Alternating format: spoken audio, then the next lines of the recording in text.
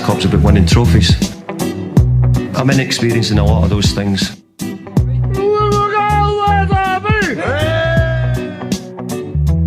3-0. Can you believe it?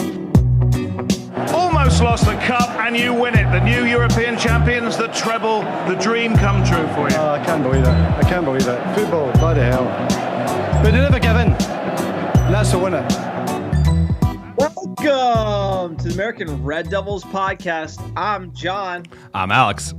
And we are bringing you the best Manchester United news from this side of the pond. Ooh, sir, how you doing? How you doing? Put a fork in it. That is the end of the transfer window. Finally, agony in some ways, but we have closure at last. We know who the additions are. We know who we've gotten rid of. It's time to break it all down and just move on. A lot of games to play, but the window is dusted. Sir, you're saying it's the end of the window. It's the end of, the European window. We got a domestic window. It's not over yet. Rumors flying, sir. Rumors Bargain flying, baby. Bargain bin. You're saying there's a chance? You're saying we still might get a center back, maybe from the championship? I wouldn't be opposed to it. October 16th, the domestic window ends. I haven't heard anything out of Fabrizio Romano or anyone related to United transfers, but we might be able to pip a center back. I don't know. Eddie seems content with the business he did. Fans overall pretty upset, I would say. I mean, everyone pretty salty. You have that Tottenham blowout loss. Then you're like, deadline day, can we get a gift? Dembele, a center back, someone, Sancho maybe.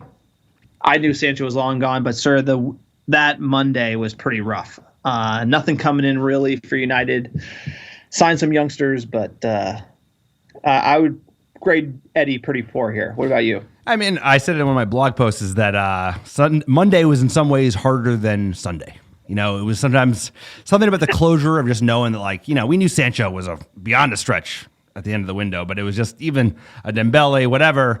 It all kind of just came to a crumbling end and felt very much like a Woodward window. And it's like shame on us for expecting anything differently. But you know what? All that being said, the signings that we've gotten in, they spent as little cash as possible is basically the rub. And who we got in, I'm pretty excited about. That being said, I'm a United fan. We got to make the most of it. The additions we made, we're not getting them all right now. We have to wait for one very exciting youngster in January. But it is, these are the signings we made. I'm excited about who we got. It's a treading water window, not a leap forward, if you will. The leap forward being the challenging for the title, thinking about going deeper in the Champions League. You kind of want to build on that momentum like you talked about in the last podcast, and I think United whiffed. I think there's a reason for that. The financials will be hopefully coming out this week. I'm refreshing SEC.gov every day at 5:30, sir, waiting for that press release from Eddie telling me how much goddamn money he's lost at Manchester United. The club are in shambles. That's really going to be the next big story I think that's going to hit. It should probably break to the low end of expectations. United stock will probably even go further down the hole, and COVID, all this uncertainty for revenues, especially matchday revenues at United, are going to impact the club over the long term. And if you really want to look at it, sir, this club's in trouble. We have owners sucking out money during tough times. It's not what you want. It's going to be a little while till we're back. Fans got to be back at OT at capacity, maybe a year or so. What do you think? No, you're spot on. And I think you made a really good point, is that this window was not about taking the next step forward, right? And taking this team, pushing them to a point where they should be and expected to compete for titles and Champions League titles. That is too far of a stretch at this point. I think our expectation as United fans should be top four and a piece of silverware, at least a piece of silverware, like FA Cup, EFL Cup. But that's right, and we're going to keep building because the foundation is strong. We've got a lot of good young players. I'm starting to see the wisdom of the Cavani signing. I'm all about it. Edison Cavani, number one fan, because he's a Red now, and that's what it means, is that I'm backing him. He's going to be the next Zlatan. Massive. I'm not going to kid, of course, but he's going to have an impact. I can't wait.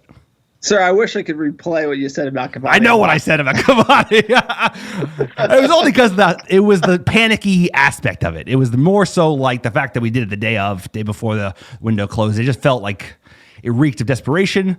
But now I get it. It's like we didn't really figure out Gallo. He's leaving in January, even though we paid $6 million to extend his loan and probably played him like 4 times. He is an upgrade from that. He has a lot of leadership. You have the Uruguayan connect with a new youngster coming in as well. So Why not? When talking about the transfer window and talking about players, you need to separate the players, like the Teluses of the world, the Cavani's of the world, the Van De Beeks of the world, away from Ed Woodward. You got to be able to grade Woodward harshly and then wish the players well. Because at the end of the day, no player comes into Manchester United with fans rooting against them, sir. That would be an insane thing. But if you look at how United performed in the window, I think people are like, Cavani, he's old, he's aging. Can he be an Zlatan or is he going to be like an Obertan, sir? I think ultimately we'll get to those calls later. But, you should be able to judge Eddie harshly here. Again, we called it back in July. We said it. I went through the financials. People slated me for it.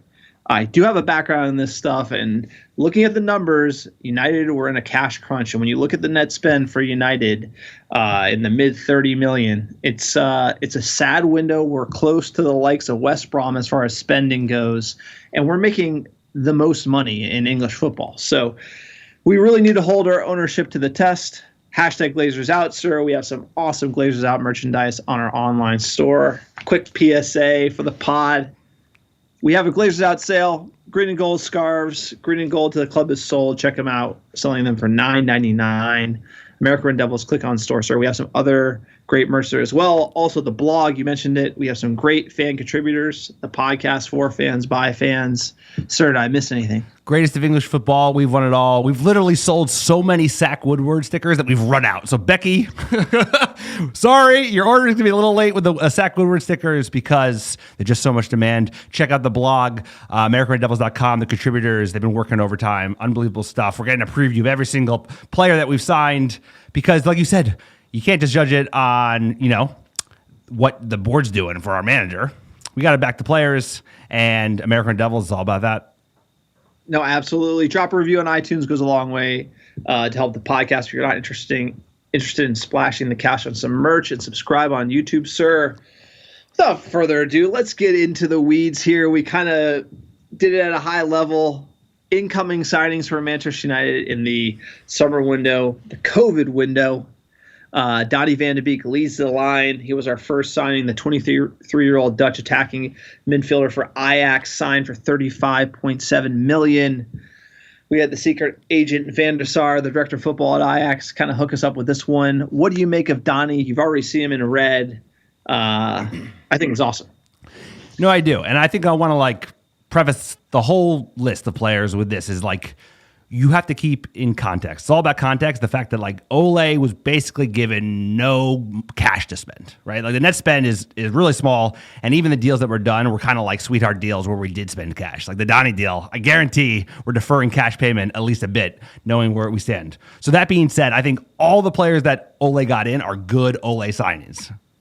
These are not players that were kind of a last-ditch effort, a Darmian overthought. I think all these are solid signings, including Donnie Van De Beek. He wasn't someone that I think we were screaming out for because we just purchased Bruno Fernandes, and Paul Pogba looked to be happy and, probably wanted to stay around a little bit longer. So that being said, it's a bit of a luxury signing, but he's a great player to have. He's a very talented youngster, 23 years old. He's only going to add things to the team. He can play all over the pitch. He can play a 10, an 8, a 6. I'm all about it. I think it's a great signing. But if it was if I had $45 million to splash, I probably would have bought a CDM if you're trying to compete for the title. But it's a good signing nonetheless. Well, you made a good point there. Is Van de Beek the replacement for Paul Pogba, who we know might not re-up his deal? He could be. Yeah, I never thought about it that way, but he still hasn't signed a new deal, which I figured he would have by now, especially with a disappointing summer from the board on the transfers. So you'd think they would placate the masses by getting Paul P hooked up with a giant new bumper deal. That's what I would be trying to do. So there is an aspect of that for sure, because he's a decent replacement. He looks a tidy player. No, absolutely. I think he's been awesome since he came to United. Watching him on the pitch, looks like the best player. Should be starting, in my opinion. I don't know where he fits in, but when you see what he's got, how he links up with Rashford and Bruno, Donnie Van De Beek, I think, should be a starter for United. So overall, I rate Donnie Van De Beek. But I think you kind of hit something as well. Taking a step back, what did we need towards the end of last year, in your opinion, right? So what do you think we needed, and then what do you think Ole asked Ed Woodward for before we break down the signings? Because not a lot of these signings address those areas, but we should kind of talk about last year and what you thought we needed to end the season. Yeah, I mean, heading into the window, I think all United, from what we knew, he wanted Sancho. He wanted a right winger number one. We haven't had a proper right winger in a long time. So that was the number one target. That should have been the priority. After that, I think it was a center back, a left back cover for Luke Shaw, probably a CDM to eventually replace Matic, and then knowing that Igalo is not really a solution because he's going to leave in January because they didn't really fix that, you probably need another striker. So I think those would be the five. Donnie is not really CDM, but he's useful all over the pitch. And he's just a great player to have. But he probably doesn't even check one of the five items I just listed. Exactly. And so the one thing that we need to harp on, while we absolutely love Van de Beek, is that watching the team, I would agree with you. Like, right wing definitely needed. James wasn't the man. Center back for me was right after that. Left back, I'm okay with that because of Shaw and B-Dubs kind of look promising, but I could understand it. And then number 9 and CDM. So you're totally right. If I was the director of football, I would look at those 5 positions being like, okay, we have a Band-Aid at number 9. I can get away with it until maybe January. Left back, we're kind of okay, but center back was screaming and on the right wing. And so I think that's the difference between Ed Woodward, who makes these deals, who reacts to the market, like Van de Beek fell out with Madrid. Van der Sar called him, hey, you got a great kid here, I'll give you a deal, versus looking at what the squad needs and then building from there. And I think the Van de Beek signing hits that nail on the head because it says, hey, this kid is great, he's got young potential, but where does he fit in from the strategy and the long-term vision of Manchester United over the next 2 to 3 years?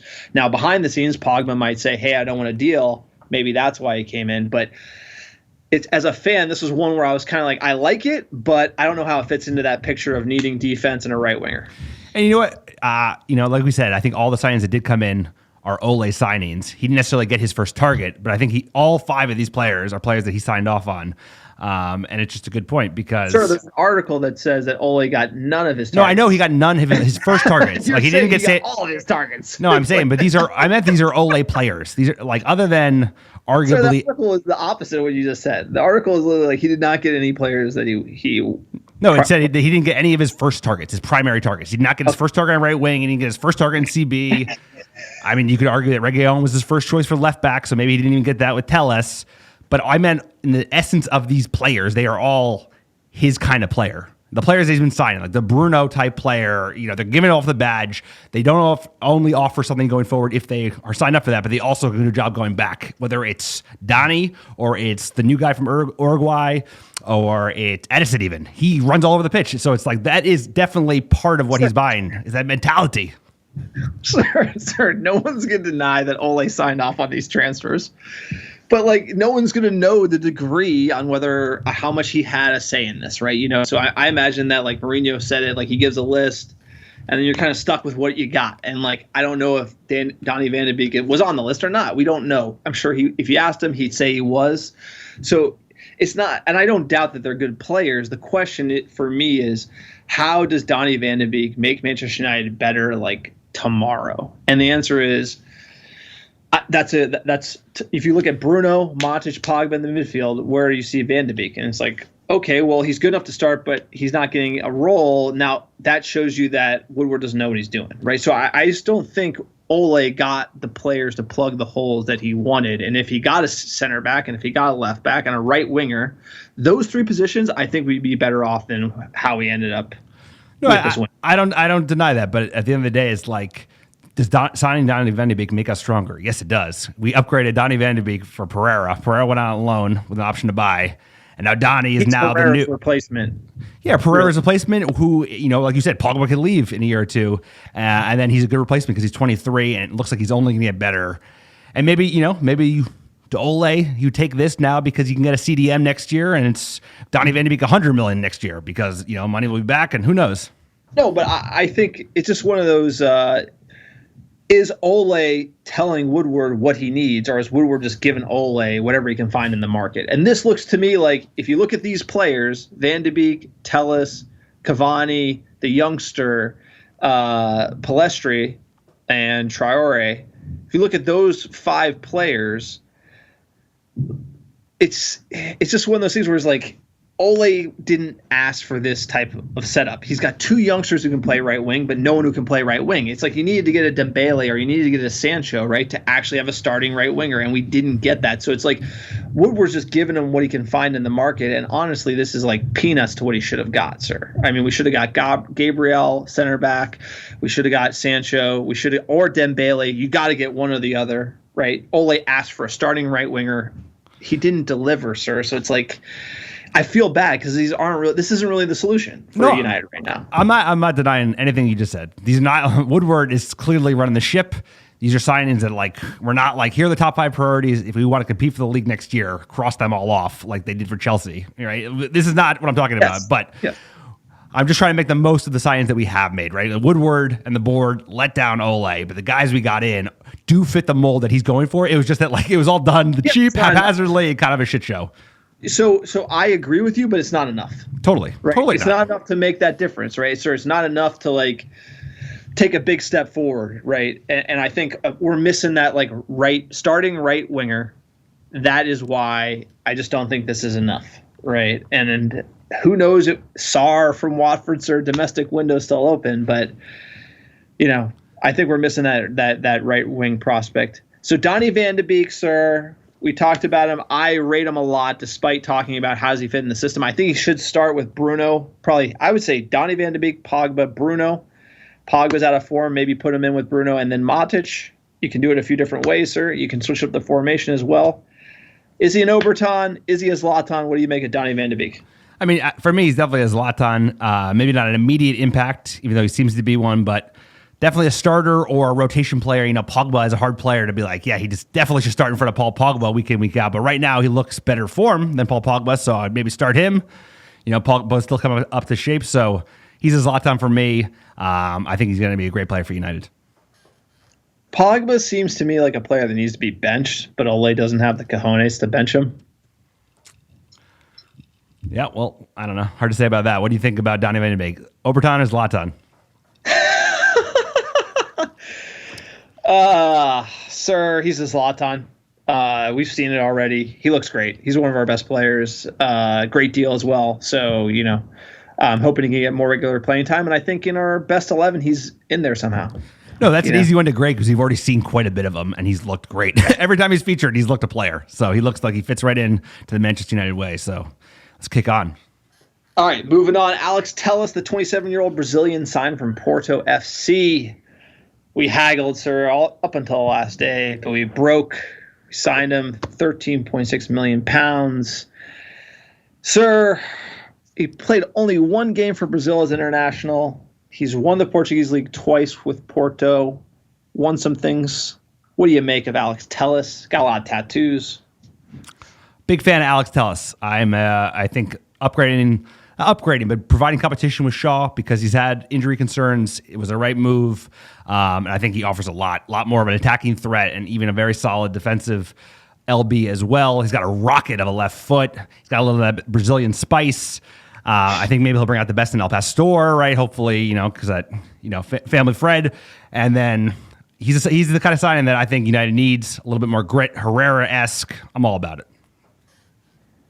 Look, Brazilians in the English Premier League, I hope he can do a job. Like you said, he's got he's got lightning in his left boot. Sir, I've watched YouTube highlights of all these. I know you have. I'm getting it deep. Why do the highlight videos have that slow-mo intro? Why do they have that long build-up, that emo build-up? I don't know. I don't know. Maybe we should make YouTube. I totally agree. There's not enough goals and a lot of build-up. a lot of techno build-up. A lot of slow-mo buildup. Alex Telus, for me, like I say, he's got that awesome left boot. He can cross. He can score, sir. He can put in an assist. Can he defend? That is something I didn't see a lot of tackle highlights with Alex Telus. And right now we have a shaky back line. I'd like to see him going forward against lower opposition. I think Ole wants to spread the right and left backs pretty wide, like we've seen him do, basically attack. I like that. I think Telus will be good there. The question is, can he defend? I didn't see a lot of defensive highlights, so I'm hoping for the best there. But if you look at his stats from Liga NOS, here. He had 31 appearances in the league, 11 goals, 8 assists, sir. He overall 49 appearances, 13 goals, 12 assists, 11 yellows. Likes a yellow card. Love Cheeky. I love it. Telus, I mean, durability there as well. Doesn't get injured too much either. I mean, for me, in many ways, this is the signing I'm most excited about because he's probably the first one that plugs in starting 11. No doubt. I mean, I hate to say it, I love Luke Shaw, but Alex Telus, in my mind, is better than Luke Shaw. You have upgrade offensively and arguably better defensively. I think as long as he isn't overwhelmed by the league, the Premier League, and stays healthy, I think he's going to be like featuring for us quite a bit, whipping on those crosses for Cavani's big old head. I like Luke Shaw, sir. So, So do I. I like him maybe playing in the cup, Luke playing in the league.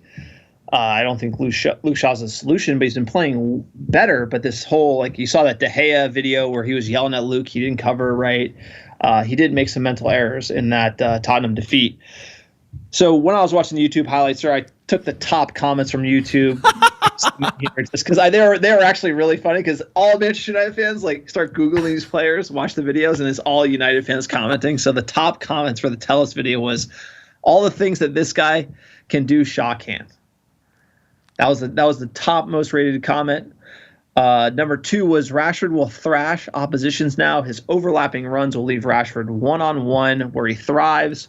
More headed goals for Cavani from his brilliance in the air because of his crossing ability. He is fast, a good defender, not afraid to attack. He'll find and feed Fernandes and Pogba in the midfield. Perfect left back for us, sir. That's the second highest comment. Probably should be the highest comment. Sir, he's he reminds me of Patrice the Beast. I mean, he's like a great price. He's still pretty young. Kind of underrated. Now I know you're a big Patrice the Beast fan, so I'm not gonna talk about your boy. But hold on a second. But I'm just saying he's really good, and he's an instant impact. He's an instant upgrade. He's a solid player. I'm telling you, when I went to Porto and our tour guide, he's like you said, United should sign 2 players, and Telus was the first one on his list because he knew that left back's position we needed to upgrade for a long time, probably since Patrice. All right, sir. Super Telus fan. Woo! Telus, Overton, Zlatan, sir. Zlatan, instant impact. I think this fit, he's going to be our starter. Is Luke Shaw eating meat pies on the bench the rest of the season or what? Dude, Luke Shaw might slide into center back. He sometimes play that back 3, kind of Yeah, right. He's played that. He played that last year pretty decently. Sir. So tell us what you think about Telus, sir. Zlatan or Overton? Luke Shaw at center back? There should be a third option, which is I don't know. Who's in between the two? Who's in between Overton and Zlatan? Danny Welbeck, nice guy, good solid player, won a couple leagues. It'd be like a Luke Shaw, it'd be like a Luke Shaw, but I'm going to say Zlatan as well. I think he's got the edge. Hopefully he can do it defensively. I know the EPL is a step up, but I do think you're right. He's probably one of the signings that I'm most excited about of the lot. I'll say Zlatan, sir. So we got two for 2 on Zlatan, sir. We're real bullish on these signings. We're a little biased, sir, here at the American Red Devils. What do you expect? Next player. Coming in hot, Edison Cavani. Alex had this really torching take on him last week. Now he loves him. He's going to get the third team Zebra Cavani, sir. Our new number 7. Our new number 7. It's almost like... They're trolling us. They trolled us. They trolled us on the 7, which I kind of respect because they're just like F you fans. Here you go. Here's your new number 7. Somebody said it on Twitter where it's just United fans around the world. It's you sign Cavani, all right. Then you give him number 7. It's come on. It's Woodward thinks that's a good thing. That's how much Woodward understands this football club. He's oh yeah, give him number 7. That'd be great. It's no. That reminds us of Falcao, Di Maria. It's almost like a jinx. It's a curse for the player. If he was wearing number 2, number 1, obviously someone already has a number 2. Someone already has number 1. But any other number 33 because he's 33-year-old. Sir, maybe. I'm sure there's another number he likes. I hear you about that. You're literally you're putting a bounty on the guy's head when he probably had very little choice. I know he's worn 7 quite a bit, but I'm sure Eddie Woodward was like, "Hey, you want a 7? You should be 7. You should definitely be 7." But this number 7 should be Jadon Sancho. Sir. I know, and we know that, and we didn't get Jadon Sancho, and we got Edison Cavani. And I said I was reacting more so to the news than to the man, and now we have the man, so I'm going to give my honest assessment on him. Sir, before you get started, tell me. Number 7 on Cavani. That's you can't overlook that. They signed Cavani and then gave him number 7. Like, that is just, to me, that's you don't understand this football club. You don't give Cavani the number 7. The number 7's like, sir, I'll tell you who can get number 7. Traore might get number 7. You know what I'm saying? Like, somebody like that could wear it. How about you give it to a young, upcoming, youth player? I would hold it for someone special. Cavani coming in, parachuting for a big money deal, 2 years. I don't know if you give him that number. So tell me what you think about Cavani. You think he's going to be a bust? All right, I got into the YouTube videos on Cavani. He scored some bangers. He scored some bangers. Sir, what I thought of Cavani before, I haven't watched too much of him, to be honest. I've seen him in the World Cup. I've seen him play for PSG, but he is good on the ball at the top of the box, in and around. He has good crosses to Mbappe, by the way. That would be Rashford.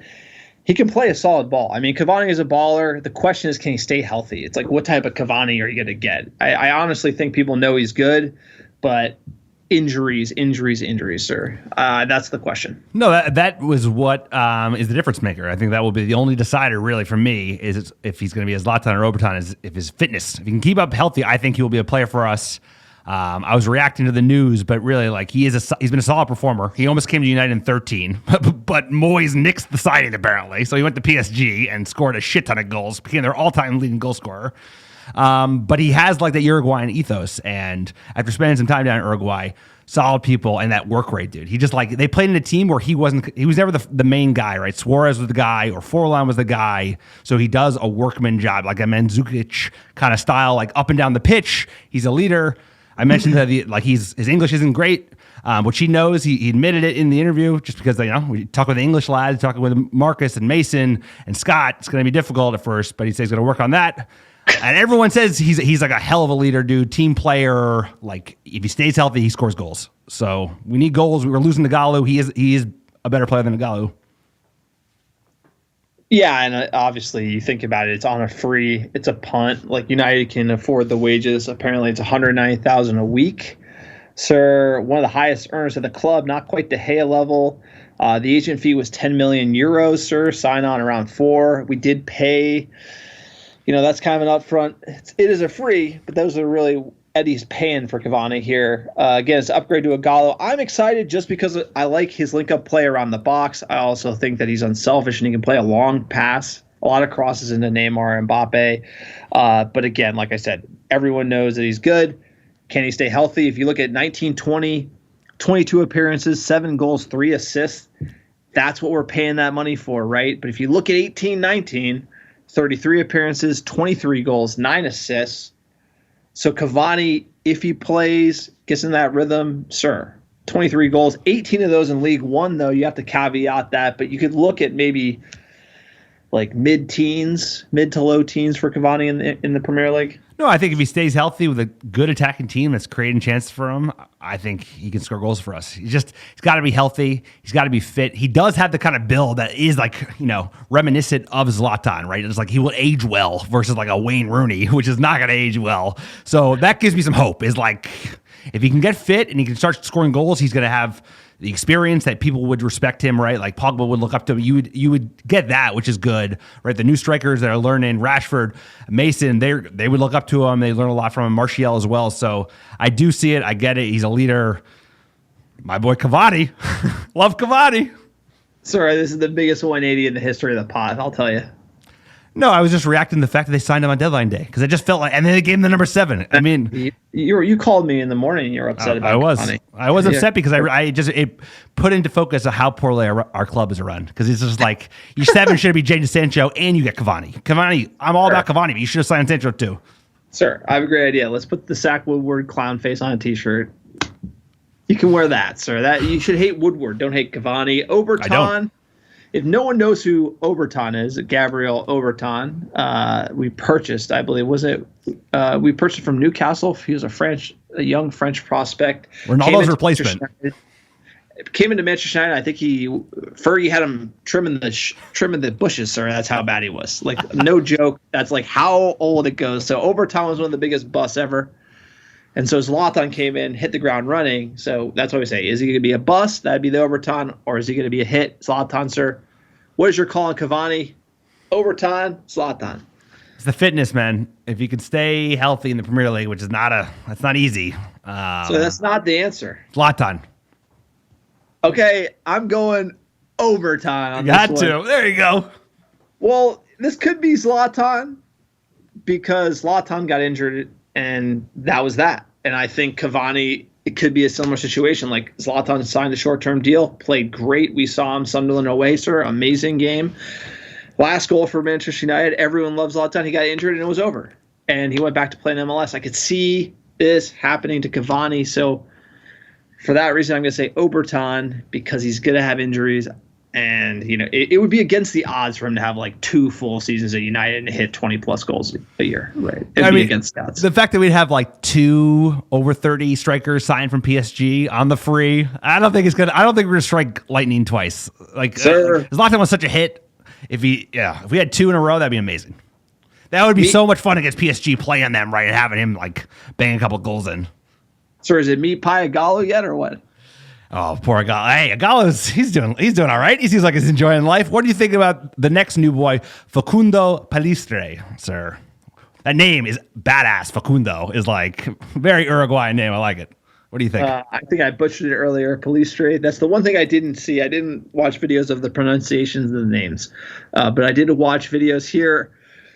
I'll tell you what, when you're watching Youth League Uruguayan highlights, who knows, son? I'll tell you. This kid likes to dribble a lot. Not a lot of goals in the highlight videos. Doesn't score a lot. Doesn't even assist a lot, sir. He just literally dances around with the ball. I mean, I watched 10 minutes of his pretty much entire highlight. I got nothing for you, sir. I got nothing. Can he score a goal? That's like what I wrote down my note. I dug deeper. Question mark. I dug deeper, sir, because I would. I asked the boys in Uruguay in Montevideo. They rate him. They say he's like the next David Silva. But he's not ready, dude. He ain't ready for Manchester United. That's the rub. Is like he's not. He's like, yeah, he's a great player, and he's talked about a lot in Uruguay. Talked a lot about in South America, but he's not ready to start on the right wing for Manchester United. No, neither of these players probably really are. Facundo or Ahmad. They're both great signings. They're both like tons of talent. Like this kid is. I don't think he's a chump, but he's just not ready. He's a kid. Facundo, please spare me. The valuation on transfermarket.com was 1.6 million pounds. We played 7.65 million. 7x, sir. He basically made 12 appearances for the first team. Guess what he did with those 12 appearances? He had 1 assist, sir. That's it. So, I mean, look. He's 18. I am not hating on him. I'm saying we need a right winger at Manchester United. This guy, literally 4 years from, like, he's a player. Like, if I look at Ahmad, I could see a player, he could break into the first team, like, this year. Yeah. I look at, sir, please say it. You said it so well. Facundo Palistre.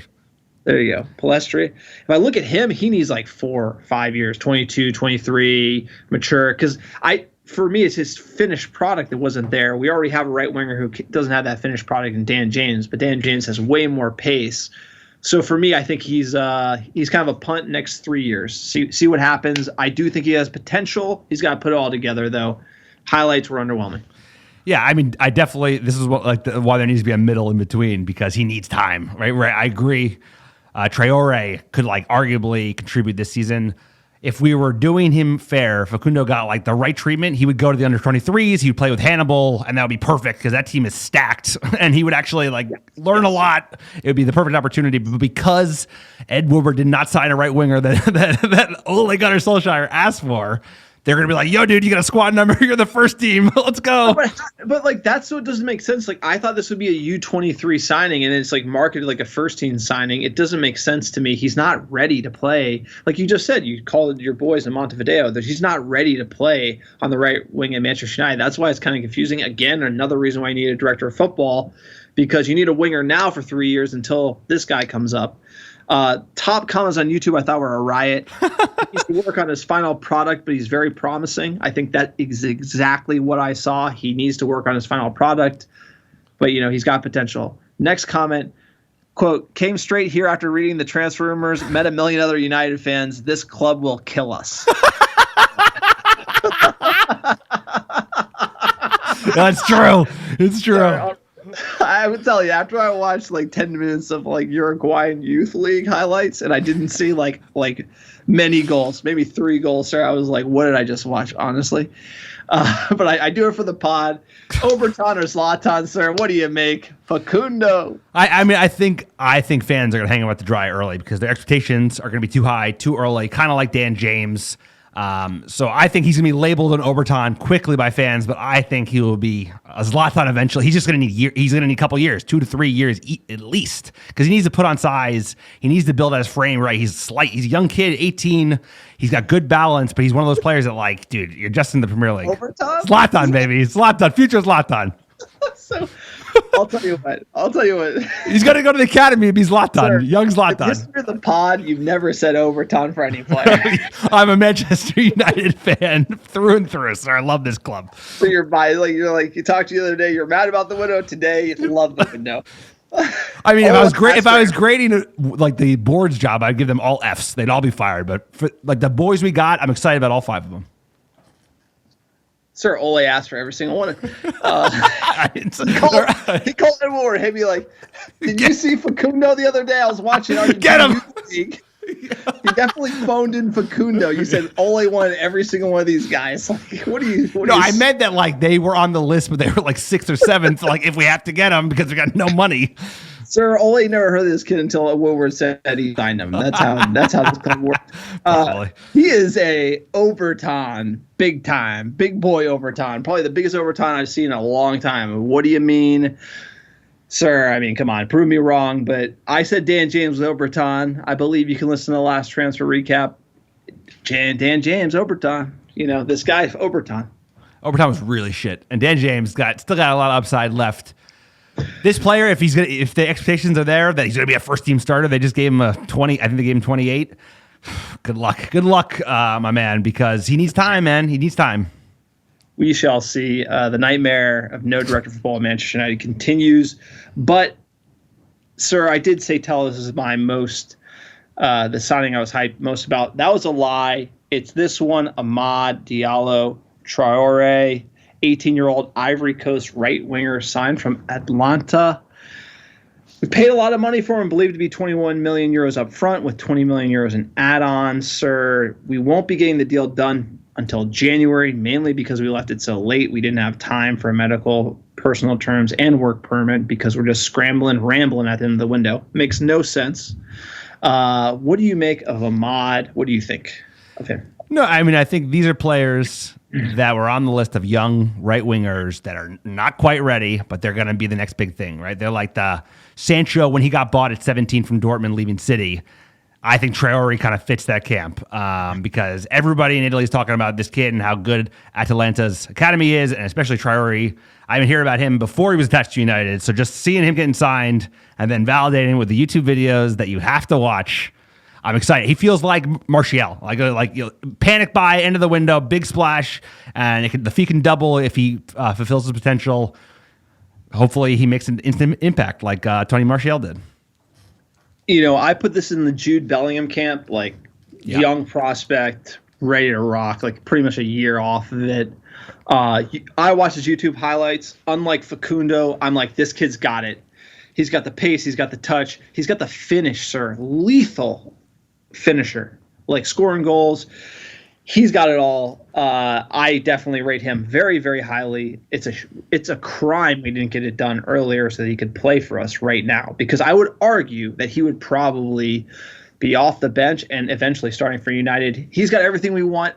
Probably just like a little sharper than Chong, but I Chong on loan starting to look pretty good. Scored 2 for Werder Bremen today. I don't think we should have put Chong on loan, but having Traore come in I think is great, but we need him now. We need a right winger now. And that's why, if you think about it from a director of football perspective, you need Traore in now. Facundo can wait till January. Right. That is how I kind of see it from what I've watched on the players, but we're kind of doing it backwards. And again, Ole stuck with the tab, which is Dan James and Greenwood. So we didn't really do anything for the manager, and it's a tough one. I'm going to say Zlatan here, easy, sir. The top highlights on the top comments of the YouTube video, always rated him after finding out about him 5 minutes ago. That was the top comment on the video. And then we won't need Sancho in 2 years. He'll be at the same level. Like you said, I think that's exactly right. He's as locked on. He'll be starting for Manchester United one day. He will be. And I think every United fan would be a little less upset about the window if he was joining up right now, ready to rock, because he might not be starting over Mason Greenwood, but he'd be rotated, and that'd be a pretty exciting pair of 18, 19-year-olds that are switching in for each other. He looks a proper player. I'm excited that we signed him. He's why we're not going to be signing nobody from the championship at right wing, because this kid's way better than anyone you can get in the championship, I think, even though he's 18. But the crime is we could have him at Manchester United right now if Ed Woodward didn't decide to leave his business until the last day of the transfer window. Correct. The big issue with this deal could have been solved if we just said, hey, instead of going for Sancho or Dembele, we're going to go for a bargain bin today, and we get him in. And that's why Ed Woodward should be sacked. Hashtag sack Woodward. Get your sack Woodward stickers at americanreddevils.com, sir. And this is giving me hope that the scouting is still solid, because this kid is legit. He's not a Memphis Depay. He's going to be special, and I'm excited we signed him because he's joining a crop of I think we have the best talent under 20 in Europe. Because that's one thing they've done well. The signings in the under 18 have been actually top notch, because I think Ed Woodward has nothing to do with it. Nicky Butt is basically running and pulling the strings down there. Sir, if we had Haaland, Sancho, and Bellingham, we would be winning Champions Leagues, brother. And we should have all of those players if it wasn't for the incompetence of Eddie motherfucking Woodward. All right, outgoing signings, we're not going to spend as much time. Did a pretty thorough breakdown of the incoming. I think that matters more, sir. Obviously, Chris Smalling was sold to Roma. We wanted 18 million pounds. I think we got something like in the 13 range. Did the deal late, left it late. Ed Woodward selling low. Obviously, everyone's saying, oh, he didn't sell low because, it wasn't that bad of a fee. I do agree it's not that bad of a fee, but for what he was quoting, he decided to cave last minute and sell on the cheap, which is kind of an Eddie thing to do. And other clubs are watching that, and that's why I think when other clubs watch Dortmund strong arm us, they're not going to mess around if they want Jadon Sancho. They're just going to pay up. Like Real Madrid or the cities of the world, they'll just pay the money. Unlike Ed Woodward, who thinks he can leave it late and get some sort of last-minute crazy deal. But it just never works. Which he certainly can't. But you know what? We wish Mike, the milkman Smalling, well. And you know what? This was all about getting the fee so we could get Alex Telus in. Basically, it was like we needed the cash to get the cash necessary to pay Porto what they wanted. And you know what? It's worth it, because big upgrade at LB. Pereira went out on loan, joined Lazio, sir. They have we already covered this one, but there's a purchase option for around 27 million, which I think is good for Pereira. Don't think they're going to trigger that.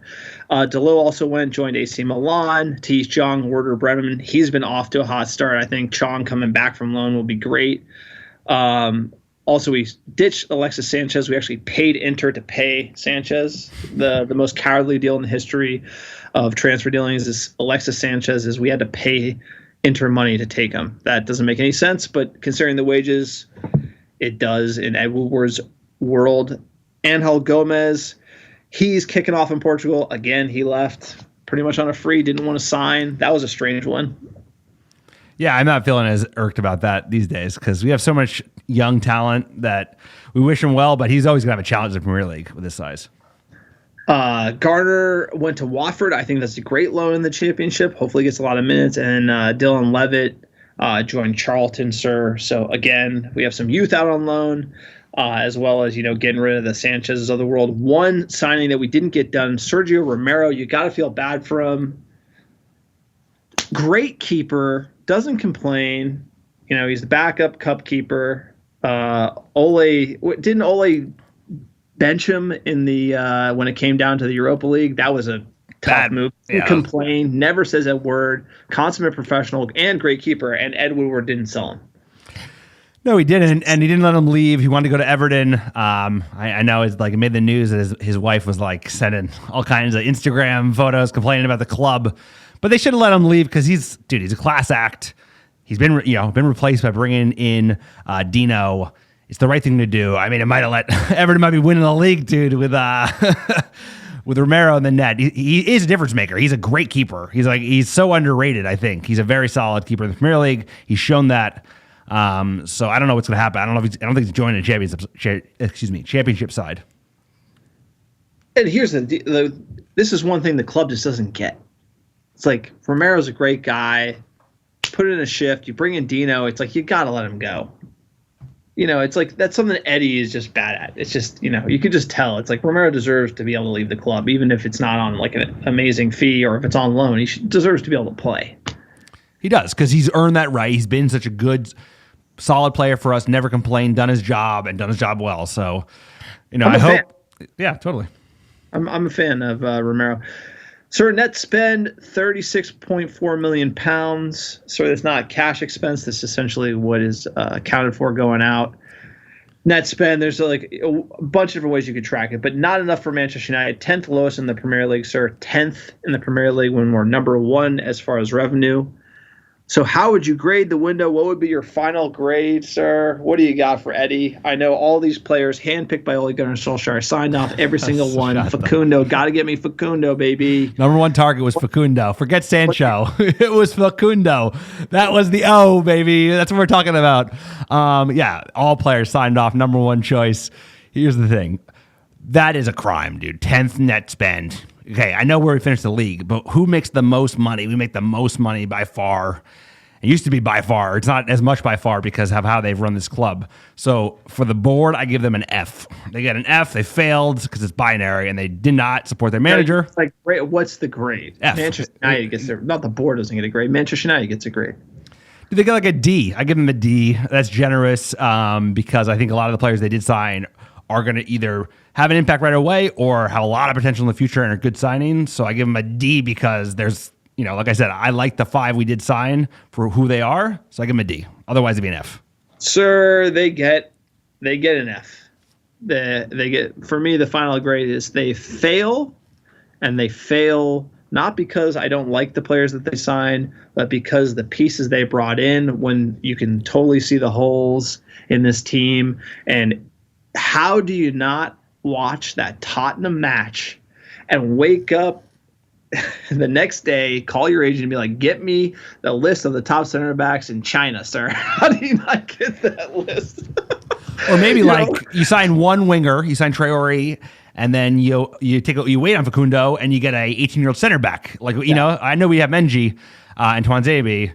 So maybe, I don't know, sir. I can't tell you. Who's running this club? Sir, if you look at how we got tore up at Brighton, and then you look Tottenham, if you have any brain at all, you got to pivot and be like, yo, we need a center back more than we need Traore. If you think about it, in January, we need a center back yesterday. I think that was clear. And so leaving that late, I don't mind the winger. Like I said, I don't mind the goals. It's the defense that I'm concerned about. So, Telus, that is part of it, but the center back, or keep Smalling. If they kept Smalling and he was going to be integrated, I'd say that's a D. But selling Smalling, not replacing him, that is the F. The F is because there was no strategy. We are desperate in need for a director of football, someone who can plan the squad so we don't have all these holes. I'm worried, man. Confidence is very low at the back for Bailly, Maguire, and Lindelof, sir. They're all not looking confident. They look shaky, and it's probably not easy to be a center back in the Premier League, sir. I would imagine, especially the opposition we have. Especially the opposition. No, the opposition we have coming up. But you know what? It's not about how we played previously. We had this international break. I think we need to just get some wins going again. We did win some games. We didn't look convincing. But now, as the players we have, we can lament the window. It was a shit window. It was an F. You're right. It was a failure for the board. They screwed Ole. But we have to remember that. It's like the expectation is not for Ole to win the league. If you think it is, then I think you're high because that's crazy. He cannot be expected to win the league this year. I think finishing top 4 silverware would be a success. And then maybe they got enough money by then to cobble together a Sancho deal for $1.50 because his fee's going to go up. Sir, Sancho's done. No, he's gone. He'll never play for United. Sanchez is not coming to United. Don't believe anyone who tells you otherwise. Sir, United in the news, changing it up. The article we did talk about, so we can just brush through this. Manchester United failed to sign any of Solskjaer's priority targets during the summer transfer window. Solskjaer went into the transfer window having drawn up a short list of targets, including Jadon Sancho, Jack Grealish, and a commanding center half, sir. Maybe Koulibaly was that commanding center half. I would think if you signed Sancho, Grealish, and a center back, that would be a B or an A. That might be an A, sir. If you actually think of Jack Grealish, Jadon Sancho, and a new center back, United, That's a step forward for sure. You don't even. I mean, Jack Grealish is twice as expensive as Donnie Van De Beek. I don't think he's twice the player. So you do Sancho, Donnie, and Dayot Upamecano. I cannot say his last name. He's a hell of a player. Upamecano. He's a ridiculously good player, dude. Who's exactly who we should sign? No, that's perfect. Not right. That's not. I'm actually pronouncing it completely. It's very difficult to pronounce, but he's a hell of a player, and he's exactly who we should have signed. He had a 54 million pound buyout clause. Apparently, it's dropping lower next year, but I would imagine they're going to re-up his deal. He's a great signing. He's with it. If they had any cash, that's who they'd be signing. Or Thomas Partey, you sign a CDM. He's a legit signing. Arsenal is actually back in their manager. A CDM can shore up a defense as well. We've seen with Matic, so I don't think they did a lot right, but I'm giving them the benefit of the doubt. No, absolutely, and I believe it's Upamecano. Trying my best there. Apparently, him and Ake were Solskjaer's preferred options for center half. We didn't get either of them. We didn't even get a center half.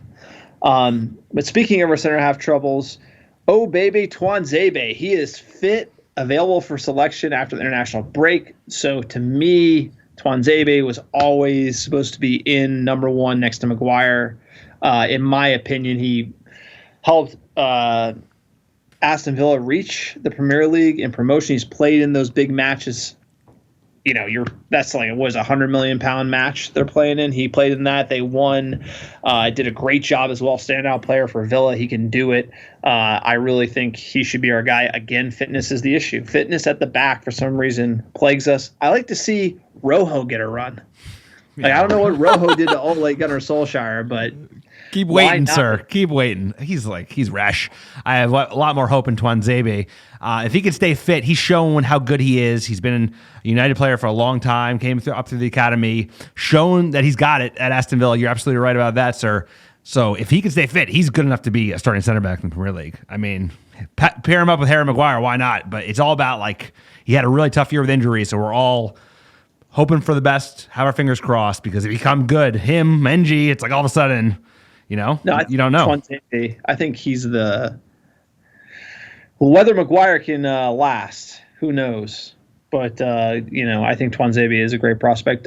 Next article, sir, Manchester United, a video leaked or was basically put on the internet where you can clearly hear Manchester United captain Harry Maguire disagreeing with Rashford over Martial sending offers to Spurs. I think the one thing about COVID football is now you can hear people shouting, De Gea shouting at Luke Shaw, pretty much being like, hey, where are you going? You're out of position. Then Son scores that touchline goal that Luke Shaw should have been near post. De Gea shouting at him before the goal even happened. And then here you could clearly hear that basically Rashford was complaining to the ref that there was nothing for the elbow on Martial, and then Maguire kind of calmed Rashford. He said it's not violent conduct, they've checked, and then Rashford's arguing back at Harry Maguire, hey, he elbowed him, right? So Maguire's the captain, he's responsible for going to the ref. Again, if he complained to the ref would do nothing about it because they did check at VAR and it was the decision, but still, is that captain material at Manchester United? Did Sir Alex Ferguson point at his watch to be a nice guy to the referee? No, it's not Roy Keane would have done differently, and Roy Keane had an impact. It wouldn't have changed the outcome, but I think it motivates your players, and it says something about yo, what the fuck was that? That was absurd, Lamella. You have to. I get it. So there's part of you that's Harry Maguire is calm and collected and trying to keep everybody else calm so they don't lose their head and someone else gets sent off. But you do want to see that fire, and maybe it's hard without the fans. I don't know, but it's a little weird from Harry. It's soft. It's soft serve ice cream, sir, at the Jersey Shore when it's hot, melting. That's Harry Maguire fighting around the world, getting back on the pitch. He looks soft. Harry Maguire, to me, he's listen to a Harry Kane team talk. When Harry Kane tries to get the guys Harry Kane's the captain of Spurs, but when Harry Kane tries to get the guys up for a game, come on, lads, let's go. Nobody's buying that. And Harry Maguire strikes me as the same guy. You know who is the captain of Manchester United, sir? You already know. Who's the captain of this team? Bruno Fernandes is the captain of Manchester United, sir. When we need to score a penalty, he steps up the spot automatic. He yells at the players on the pitch, tells them what to do. Harry Maguire got none of that, sir. He's got none of that. I mean, we're talking about rumors now as we close up in the news. The rumor is that like Bruno chewed out Harry at halftime about this, and that's why he got dropped for the second half, because they were just like, now that might be bullshit, but something's boiling over. Dude, to the bullshit, Twitter, like Daily Mail universe nonsense. But I hope it's part bench Bruno, and Ole, Mr. Soft Guy, would bench Bruno. Exactly. Bruno's my man. He's got our man, Bruno's sir. got. That's what we need more of. We need grit. We need people to do anything to win. We need players shooting each other out on the pitch. None of this nice guy Lindelof, Harry Maguire, sir. That's not going to work. What do you make, Harry Maguire? What do you think of him? I mean, we paid £80 million for him, sir. He's the most expensive defender in the world. We got to make the most of it. I think if you had a fit and in the right mindset, Eric Bailly, I know he had a disaster class against Spurs, but we know there's a good player there. I know Harry Maguire can play better than he's playing, dude. I think maybe, you just get the right attitude adjustment. Maybe he shouldn't be captain. Maybe like this summer with everything in Greece kind of mess with his head because he doesn't look the player we saw last year. There is a good player there. He's not as good as Van Dijk, and we paid more, but that's not the point. He's still a solid defender in the Premier League, and he's just playing right now not up to his ability. No, but the thing is, it's more so talking about the center backs, and like as I've thought about it, I got to make a 180 myself. I honestly think that I've been too hard on Victor Lindelof. I think you are like a madman. You are a madman. Let's go full circle. Tell me about Vic. Lindelof should be playing better for United, right? And I actually like the style of play. I like his style of being a center back. And I think Harry Maguire, just because of the price tag, I've been a little blinded by the blinks. Or I think Harry Maguire, I've kind of just made excuses for him. And I put it all on Lindelof, but I actually think Harry Maguire is a lot to blame. I think Lindelof has off games, though. He does kind of get into these ruts. But when he's on, and we've seen him play very well. So I think it's more consistency out the back. Where like as a center back, consistency in fitness, consistency in just, being able to like calm everyone at the back. And I don't think Harry's got that right now, or Lindelof. They're almost missing their mojo, sir. When they're playing well, they believe it, they're good, but they're like weak in the confidence area. I think that's really the primary issue. No, I agree, because they're good players. I mean, we've seen them play well. I just think the mentality is soft, and we've talked about this. Yes. That's why Bruno's a great captain, because he just read the fan letter he did about his upbringing and the type of pressure his dad would put on him in terms of just telling him how he performed each game when he was in the youth setup. And that is the right mindset. Is this winning is not the only thing. Winning is everything. Winning is the only thing that matters, bro. This is Manchester United. This is about pushing your team. No, it's it. This is why we get together every weekend and watch the boys play. It's to win. And he's a winner. I think Harry's a winner, but maybe he's not the captain of this team of winners. But right now, Bruno seems like the perfect, give him the captain band, because I think something messed with Harry. I think the whole summer with his sister and the media just slashing him. I just think his head is not right, and you almost need that change before the season falls apart. Yeah, it's almost like the pressure's gone off Paul Pogba and onto Harry Maguire, and he's breaking. Paul Pogba, when the pressure's on him, everyone's hating him. He plays better. If Harry Maguire plays worse, I mean, sometimes when the spotlight shines, people can't handle that. I think that's part of it as well, like you said. So let's give everyone time. International break. Everyone get a rest. Jumping to fan question at Dave Paz on Twitter. As far as the first team starters in this window is awful. They bought really well for the U18s, though. The incompetence of the board begs belief. I mean, absolutely. We totally agree there. I'm sure if we were as bad at our jobs, we would have been sacked. So why has Woodward got away with it for so long? Ole in, but he needs help again. What do you make of that debate? Does Ole have enough to do it, sir? Top four? He should. I think that's the key, is we need to manage expectations accordingly and realize that our expectations, we have expectations of Manchester United fans because we are Manchester United. So we expect to win leagues every year, and that's just part of who we are. But this year, I think it's unfair of an expectation to assume that your manager should be fighting for a league after the way the board showed that he's not backed, right? One position was upgraded of 5 that arguably needed at least real competition, and he wasn't. So we need to keep that in mind. This is a team for the future, and it's a slow burn, and Ole doesn't get everything right, but he gets certain things really right, and I like the players he is bringing in, even though he hasn't been financially backed by the board. At Man United DYL on Twitter, where does Telus rank in the league for left backs? Is he top 3? And does Cavani remind you of the Ibra signing at all or no, sir? So what do you think about Telus? Is he top 3 in the league at left back? No, I think he's a top five left back if he can hit the ground running and play like he plays in Porto. He's a really good player. I mean, he's a solid player, and it's Portuguese league, right? So it's not the Premier League, but I think he'll fit in well. I'm playing with Marcus Rashford, and he's a crosser of the ball, and we really haven't had a good crosser in a long time. So that just alone, I think he will get a lot of assists and be a valuable player for United. At Keep Tony Smiling, quote, as much as this sucks and they didn't back Ole, we're still United fans.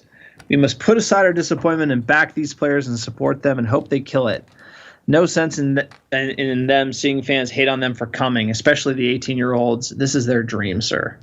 And that's right. And we can't be those banter fans that like puts too much pressure on players. That it's not fair, dude. They gave Facundo a squad number in the 20s, and like, you're gonna be a starter. It's like, yo, what? Even I saw that, like, what? So we have to remember that it's like, just because Eddie Woodward thinks it's a great idea, and Cavani should be number 7. We have to be reasonable with the players because there are players now and there are boys, and we got to just back them. No, absolutely. But is it my fault that Ed Woodward decided to sign an 18-year-old Uruguayan kid to start on the right wing at Manchester United? I mean, like, it's just like one of those things where, you just shouldn't do that. So it's like, it is unfair to the kid. Maybe I'm a little harsh in calling him an Overton, but I'm sure he's getting paid well, and I hope he does well. I'm not going to root against anyone. I'll be the first one to be like, damn, I was totally wrong. But I just think he should be playing with U18s, and I don't know what Ed Woodward's doing. I think that's really the criticism should be focused on Woodward and not the youngsters. So saying Facundo was top of the list is kind of funny. No, he's not. But he's good enough for the U23, sir. And it's like, what? He could be good enough for the academy, the first team in a year. It's just like he's a promising player, but just don't thrust the world upon him and be like, all right, bro, you're playing 30 Premier League games. It's not going to happen. Well, the whole point is it's talking about being mad at Manchester United. Like, what am I watching? I should be watching Manchester United. This kid's great. He should be on the U23s, but why is he on the first team? Why is Manchester United makes all this money and we can't afford it? Jadon Sancho. That's really the frustration that fans have. And then clearly the players kind of get wrapped up into that. So I totally agree. Next question here at @Ant_Triola. Quote, since the pattern is set and Ole will likely be gone by December, who's the next manager? Alex, what do you make?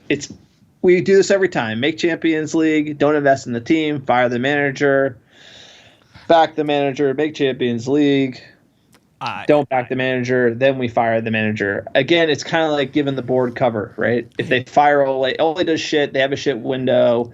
They fire Ole, the board has cover, they say he wasn't getting the best out of the players, and then the kind of circle continues, huh? It does. So I'm trying not to fall into that trap because we've covered this shit, and we saw it with Mourinho, and they did the exact same thing. So I would say that unless they're like worse than 10th by Jan 1, you shouldn't be firing Ole. You should be the worse than 10th. No, you shouldn't, dude. We started off tough, and it's not how you start, it's how you finish, bro. Where were we at Jan 1 last year? It doesn't matter. So I don't remember because 10th? Dude, we Your finished bar at for Jan 1, bro. Jan 1. So you don't fire Ole in December. He finished third last year. Does that mean nothing? Does it mean nothing how you finished last season? Sir, you just said that if we're not below 10th, that he gets to keep his job. Yes, you heard me correctly. Jan 1st, bro. I'm not talking the end of the league. Like, where you got to fire up? Which should be what? We should be what? Winning the league? No lower than 6th place in the league, and that's embarrassing to say on this podcast. I was being generous. I was in Jan 1. I'm talking about the end of the year. What do you? Okay, sir. Give me your take. You're like 10th. He should be out at 10th, sir. Who are you bringing in, sir? Who's your next manager? Maurizio Pochettino. They've already been linked. We didn't even cover in the presser. We know on this podcast, if you're listening, you're the hardcore of hardcore.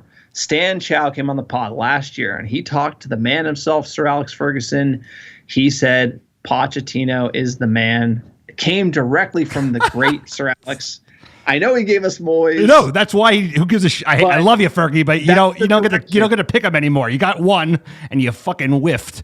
And Pochettino has won just as much as David Moyes, which is fuck all. That's what I think of Pochettino. If you give anyone the job, give it to Nicky Butt. Give it to Nicky Butt. He makes more sense. You're coming in hot again. Maurizio Pochettino, that's literally leaked by Woodward because it makes him look like he's a mover and shaker. I don't want Poch at Manchester United. I want the board to back Ole and invest in a manager over time and give him the ability to, try to win the title, try to challenge. And I think Ole, for me as a fan, he probably could have if United could spend 200 net. I honestly think the team we have, if we made the right additions, we could literally contend with Ole at the wheel and maybe even with a tough start. But without being backed, what is inevitable is it's up for grabs. Ole has to get results, and if he doesn't, he'll be fired. And Woodward has already leaked that Pochettino's the man. Now, I don't necessarily rate Pochettino to come into United. I'm just telling you what the news says, and what we know is that Sir Alex talked to Stan, told him, hey, Pochettino's the man. And so I honestly think everything is lined up for Pochettino to come to United. I think that was in the works already before Ole got the permanent job, sir. I honestly believe that Poch has always been the man. He turned down Barcelona. He turned down the job at Barcelona twice. He didn't turn down Barcelona. He ain't turning down no Bro, he ain't got no job. What's he doing? He's desperate to join United. He's always wanted to join United. And yes. I'm not questioning. He's likely to be the next coach. You are absolutely right. If they make the wrong decision and fire Ole this year in the 2021 season, which I will categorically call a mistake unless we're completely falling apart, lost the dressing room, a shit show sandwich, it will be a mistake, bro. Because Pochettino, what do they? Dude, you think Pochettino's going to win titles under the Woodward and Co? No way. He won't win anything. Missing it. It's Pochettino. It's just he gives the board cover, right? Because they got to get through COVID, so then they can basically have the team play bad, blame Ole Gunnar Solskjaer, then fire him and bring in Poch, and then back Poch big next summer because then COVID will be over and the team will have more financial security, right? So it just gives the board cover. These things happen in American football all the time, sir. It's politics. It's just politics. It's poor management. It's not politics. It's dumb. It's dumb business. It's like this guy they have no idea what they're doing, sir. They have no idea what they're doing. They do it because it's okay, fire the manager, bring in a new person. Yeah.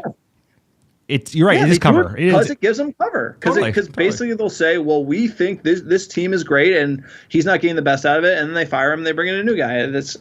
I'm not falling for it. That's what I'm saying. I'm not falling for it. I can't. It's been too much. It's we're getting better. Just keep investing. Don't pull the plug already. We're getting better. You've seen progress. It's nuts. No, absolutely. At Mr. Black 66092315, quote, Tifo Football had a good YouTube video on Manchester United's finances and how it affects transfers. I guess they have to have at least £65 million in profit to maintain their debt. Yes, Manchester United do have debt covenants. You can see those in SEC filings. Essentially, it will just trigger an increase in their interest rate, so they'll be paying more to the debt holders. I do think that's inevitable. It will be very close, but I'll report on that. I'll write an article at americanreddevils.com. The financials should be out soon. It is the annual report, sir. So it is a big one. At Jamal Mota on Twitter, quote, who are half these people? Last minute trades, so fans aren't totally pissed. I'm also with whichever one of you is skeptical of a 33-year-old former superstar in Cavani. But we can always agree that the Glazers need to leave, sir. So he's agreeing with your old take, now your new take. I love Cavani. But most importantly, and that's a great way to end fan questions, is the Glazers gotta go. The Glazers gotta go, and until they do, we're gonna suffer. But at the moment, I'm rooting for Ole because he's got to turn. You're right. It's gonna be woof. It's a lot of tough games coming up, and the pressure's gonna be on. I think he's got it to right the ship. I know he can do it. He's got to do it because we can't give up on Ole yet. I don't think anyone's giving up on Ole. I'm not, like I said, I'm not Ole in, I'm not Ole out. I'm on Ole. We'll see. This is Manchester United. We're not making friends here. We're trying to win titles. So if Ole can get third with this squad, which I think, like I said, we're treading water, then that is a great job. Well done. You should be backed to the tune of 150 net the next window. And so Ole's got to earn it. And as fans, we clearly don't want to see it go south. I mean, we went through that with Newcastle away, bro. We were dying last season. No one wants to see that happen again. But he did earn it. He already did earn it, sir. He finished third. He deserved to be backed, wasn't backed. So it's what are you going to do? Fire him? Be like, well, you got to earn it again. It's what do you mean? He did earn it. So finishing third, Eddie. He did. He earned it. He's working for Ed Woodward. You got to earn it every year. Dude, that's tough, bro. You imagine working for Ed Woodward? That would be. That's I would want to get fired too.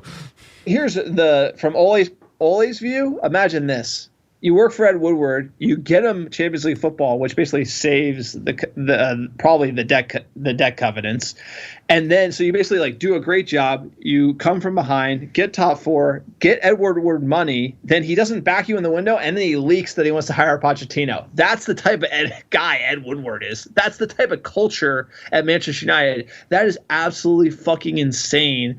Hashtag Glazers out. Hashtag Sack Woodward. Sorry, we need that Sack Woodward shirt like ASAP. So we can go for 3 hours, bro. I mean, how many fan questions? I'm telling you, it's been like an hour, 70 minutes. We could go we get the best fans in the world. You could talk about it for ad nauseum because it's so true, and it's keep calm, carry on. It's a hell of a squad. I still think we have the 3rd best squad in the Premier League. We're still better than Chelsea. It's just that like they got the momentum because they backed their manager. We got to cobble it together and start fucking winning. Sir, it's been a great podcast. The transfer window recap. I mean, it's been a hell of a window, sir. It deserved an epic breakdown. I mean, we got it. The ups and the downs. Being a Manchester United fan, look, you said something about this club. We love this club. Watch all the games, back this team. Like, sir, there's a lot of good things, a lot of bad things. You got to take the bad with the good. This window, one of those where you just wished like a little treat on deadline day. You know what? It would have helped. It would have helped. All I got to say is, how bad would it have been if we missed Champions League? Could they have spent any? I don't think they would have spent anything. We wouldn't have got Traore, Van De Beek. We got nobody, right? I honestly could. We would be like, we're not covering Europa League. Well, that's fine, but we got to cover the transfer window. I think it could have been even uglier if we missed out. So, all in all, we move forward. All right, I can't wait to see you in that Cavani 3rd kit. Just kidding, we don't buy anything from the store. Hashtag Glazers out. Sir, PSA for the pod. You want to support us? We're for fans, by fans. Drop a review on iTunes. Take a screenshot. Email it to us. We'll send you a free sticker, maybe a Sack Woodward sticker. You can email us at americanreddevils@gmail.com. Sir, check out our blog. You're the editor-in-chief, americanreddevils.com. Killing it. If you want to contribute, reach out to our email address, americanreddevils@gmail.com. We want to share the fan perspective, sir. We've had the hot takes. We get the fan questions, the fan articles. We need to get the fan perspective out there because a lot of press outlets, they don't want to cover the Glazers in a certain light. And I honestly think it's the fan perspective is much needed because we got to demand that the ownership invest in this team so that we can go on and lift the 21st title, sir. The 21st title. Can't wait for that 21st title. It might be a minute before we get it, but it'll certainly be sweet once that moment comes. Should do some top downloads, sir. Absolutely. Jump into it. All right, number 1, how you doing? Glen Cole, Illinois. Number 2, Parkersburg, West Virginia. Number 3, Jayburg, a.k.a. Johannesburg, South Africa. Chicago, Illinois. Oof.